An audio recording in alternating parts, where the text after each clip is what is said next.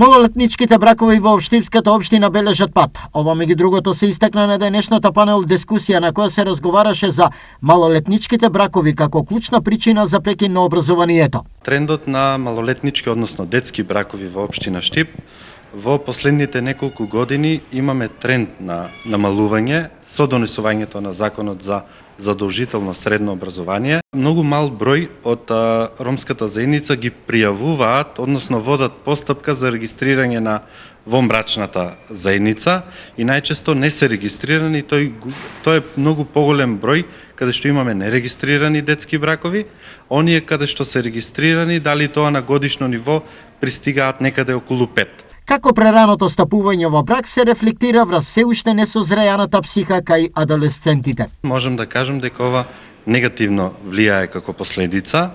Може децата и адолесцентите да се физичко зрели, но нивната психолошка состојба за ова не се подготвени, пред се во однос на планирањето на семејството, дека тука пред се не може да ги превземат сите одговорности кои што предстојуваат за брачна заедница.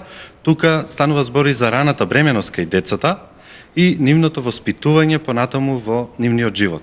Поголемо внимание и работа со адолесцентите, нивно подетелно запознавање со институцијата брак, но и поголема заложба во надградбата на нивното образование.